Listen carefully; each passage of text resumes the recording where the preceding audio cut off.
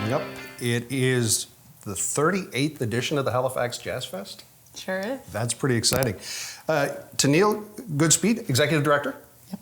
And Andrew Jackson, Artistic Director. That's right. Thank you very much for speaking with us about this. And it's just coming up in a few weeks' time. And what is it like in the days leading up to a major festival outside on the Halifax waterfront? This is your first experience with this particular show. What's your job like right now getting ready for the big opening night? Oh, I spent today at the beach. What do you mean? Hot enough for you. Awesome. It's a labor of love, and it's a huge effort from not just myself and Andrew, but we've got an amazing team of staff and coordinators who all put it together, and we're working really, really hard right now, but everybody knows what they're doing, and it's going to turn out great. A lot of people I know were talking about Emmylou Harris. Yeah. And talking about this festival has attracted a lot of big names, huge major talents over the years, and I'm curious about putting together a festival like this. It's called the Jazz Festival. Tell me about how 38 years in, how it works. Yeah, the festival, we're fortunate that we're really open to a lot of different genres outside of just traditional jazz. But we always like to offer something that's unexpected. I think that's what people come to expect. They expect the unexpected. So every year it's always a treat to just find the most separate types of music and put them on the stage each night. So it's really fun in that way, and we get a lot of input from people that come year after year, and different committees and our staff as well, to be able to find the best talent we can bring. Now, if you were at a radio station, or if you're producing an album and you do track listings and you do it for perhaps different reasons, I'm sure when you're booking major artists who are headliners, we know where they fit in the program. How do you juggle it up? How do you spread out the talent over the whole several days, 5 days of the festival? I think with the festival, the big thing is for us is that we want to try to engage as much of the community as possible, like across HRM and beyond, and really try to make it a maritime festival. So that it includes getting artists that will appeal to a huge array of demographics, from young to old, and all different cultures and languages as well. So that's a big part of how we make our decisions. So, Tenille, as someone who's new to the family of the TD Jazz Fest for Halifax, I'm curious as to how you move your position forward, how it is that you're able to approach this job, and what it is that you do to make it all happen. Well, I do want to say that I'm not new to the Jazz Festival. I volunteered at one point, like many, many years ago, so I'm kind of coming back in obviously a bigger role, but it's always nice to come back to a festival you love. In terms of moving it forward, we've been around for 38 years, so the formula is there to make the festival work really well. What we're trying to do now is grow it. We're working towards our 40th in 2026, and I think there's some really exciting things on the horizon on how we can grow the festival itself, but also what can we do in year to make sure people are thinking about us all the time. Under the big top, but there's also additional events in other venues around the city. Exactly. Is that new, or is this, you've done that before? Always, yeah. We've always had other venues, the Carlton, St. Matt's Church. We're really big partners with the Halifax Public Libraries as well. They're really great to us. So we've got something everywhere, and we're even in a couple of parks outside in Ferry Terminal Park and Hydrostone Park as well. And it is a ticketed event, but there are free events.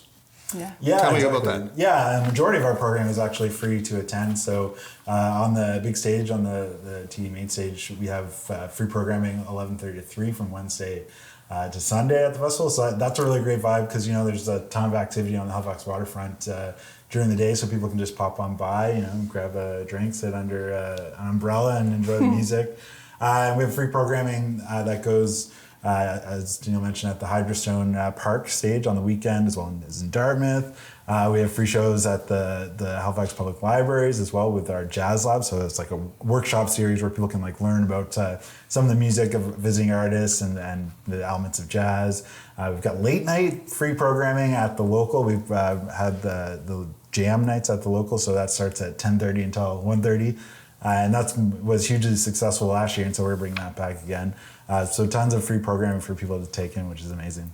I suspect in the few days leading up to it, it's coordinating artist pickups and where people are going to stay and all of that. Is that part of what your role is? Yeah, for sure. I mean, it's a huge undertaking to make sure everybody gets here and they are set up. We've got our host hotel at the Westin. They're great partners of ours, so they make sure that we're all set. And then just getting everybody around, especially with traffic these days, is always a bit of a coordinating process. But like I said, it's a formula, and we've really perfected it. Yeah, I hope the bridge isn't closed. I did check. Okay. It's not supposed to be closed, but they're not closing it this weekend. Yeah, they're delaying one, so Yeah. hopefully it doesn't end up being a bit of a... Okay, what's it like reaching out to artists? This is a festival that's been around a long time. And to get Emmylou Harris to Halifax, or Niles Rogers years past, or some of the very high-name talent, people who have been around and played a long time. So what's that like, putting that request out? Yeah, so sometimes it's various ways that can happen. A lot of it, being where we are in the world geographically, a lot of it's coordinating with other festivals and a lot of artists that are planning like their tours. So someone like Emmylou Harris, she's performing here as well at the St. John's Folk Festival. So you coordinate with those other festivals to try to put together a package, or the artist agencies will reach out to you to coordinate that. But then sometimes it's just like throwing a Hail Mary and they'll be interested in catching it. I think it's like like you go fishing sometimes and then you catch the big fish. But as Wayne Gretzky said, you miss 100% of the shots you don't take. Even if he didn't say that, it makes sense. Yeah, exactly. So who are you most looking forward to seeing perform this year? If you even get some time to sort of step back from your role. I actually think it's really important that we do enjoy it. I mean, it's so... Did you hear that? Yeah, everybody should enjoy it, including us, which we definitely try to. I mean, I'm really excited for Charlotte Day Wilson. She's had a long history with our festival, starting many years ago when she was in the band The Wayo, then was support to Daniel Caesar in 2018, and is now headlining. So just to see her in that capacity will be really great. And I said to you before we started, Fitz and the Tantrums. Yeah. Like, if you want to dance, that's the show to come to. I mean, I could probably just say, like, I'm excited for everything. So I'll stop there, but those two I think are going to be really great shows. And Andrew? Yeah, I mean, it's hard for me to play favorites, but I think like some things I'm really looking forward to seeing. One in particular, I'm really excited for Alan Solboy and the Thundermakers to open for Emmylou Harris. I think that's going to be a really special moment because his music and that band are just so powerful, and I think having them on that stage for such a large audience is going to be like really impactful and special. And I'm hoping that she'll catch some of it too. That I think we'll have a lot in common to talk about. Beyond that, I think like maybe some of the like sleeper hits at the festival. Like we've got this artist coming from the Ukraine. Her name is Marina Krut, and she's like she's called herself like the new soul bandurist, which is like this traditional Ukrainian instrument. So she's coming direct from the Ukraine to do a Canadian tour, and with all of the impact of the Ukrainian war. She's got a lot to say, and has music that's really beautiful and touching. So that's happening at the Carlton. So I think that's going to be a really special show as well. Right. And again, as you say, diverse types of performances and performers and styles. It is the Halifax Jazz Fest. So how do you finish off the event? What is it? How do you pull that together? Who's going to be the last act and the last night for people who don't know? Well, the closing night of the festival this year, we're going to be doing it's going to be a big party down at the main stage, a free closing night show with Rankin McGuinness and his Jazz Fest Jamboree. So a lot of people know Rankin from his Winter Warmers series at the Marquee, which is sold out like 11 weeks in a row. But the format is his amazing band, but with a lot of special guests coming on board to do unique hits and covers and things like that. So we're pairing that with this group that's coming from Toronto called Maneka Arabic Jazz, and that's led by a guy Ahmed Maneka, who's from Iraq but has been living in Toronto with his very unique sound. It's like a fusion of jazz and funk mixed with him singing in Arabic. So that's going to be a really interesting pair as well. And it's free, and it starts a little bit earlier. It starts at 7:00 and it'll be over by 10:30 on Sunday. So. I know it says tickets on sale now, but as we know, some of the other special events are already sold out. Some of the shows have already sold out.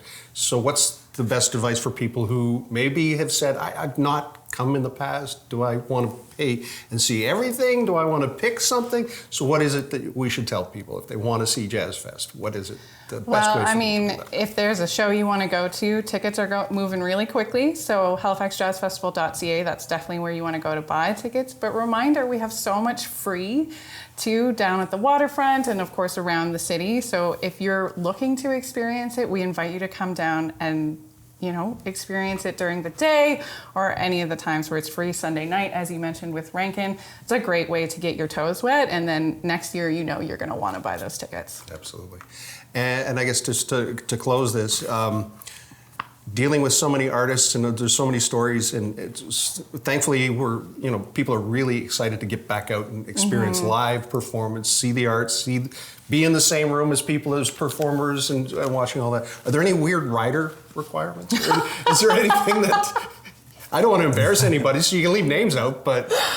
Yeah, we were saying this year, I've never really come across anything too unusual in people's requests. But this year, it's all very smooth and easy so far. So right. It's all the unknowns that you got to worry about. I've definitely had some weird rider requests in my career, but this year is really chill, which is always nice. Fantastic. Well, continued success. Looking forward to the 40th, but this is the 38th. And for folks who want to learn more, as you say, head to the website, which is, where is halifaxjazzfestival.ca. You got it. Fantastic. Thank you for this. Thank you so much. So nice to see and to speak with you again. Yes. And Rachel from Lake Street Dive, answer the email and come to Halifax. We're trying. Come to Halifax. Awesome. Thanks, guys. Thank you.